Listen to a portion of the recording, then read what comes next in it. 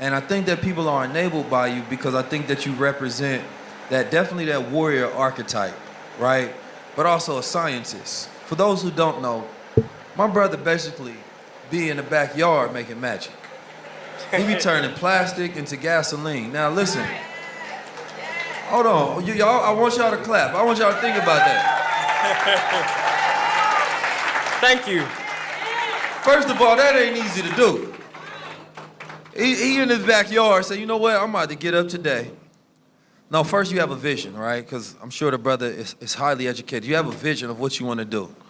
But you know how much effort it takes for somebody to stick to that vision, right? There's many things that we've said that we've wanted to do, but we didn't.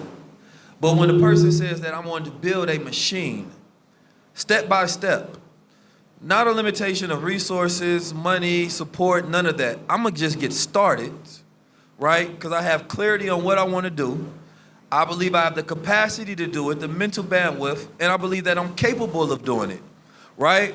So what is there for me to wait on? He executed, and I've been seeing him for the last 2 years. People have been telling me to get in contact with this brother, and he's been inventing, which I want him to explain, right?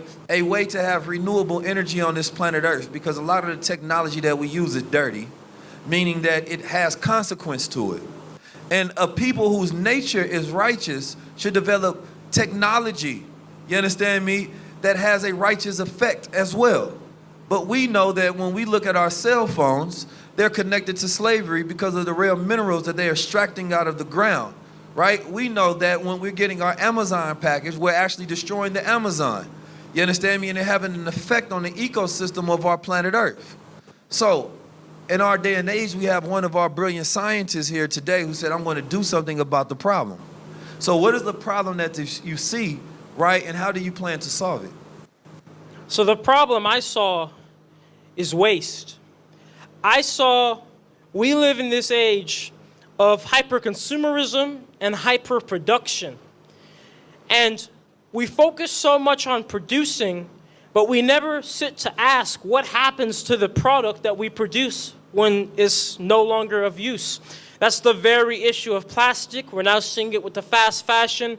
We're going to see it with everything. AI, you know, we already see the data centers, all the consumption. So we see consume, produce, but every cycle in nature, you have the product, you have the consumption, but then you have the waste in nature. But in nature, there's no such thing as waste. You see, you have trees in a forest, and what happens to the leaves on a tree every fall?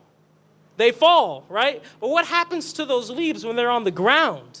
See, I went out in nature and I observed the leaves on the ground are not just wasted leaves.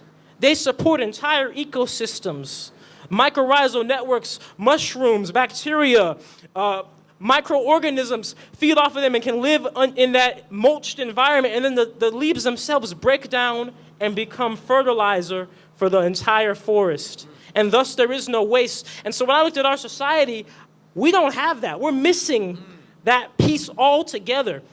And it's going to come back to get us, right? We have landfills. We have the ocean, right? And all of these things, we have been taught this is just normal, this is just what we do, but it's breaking the very fabric of nature. And so I recognized that, and I saw, of course, plastic as the most immediate issue.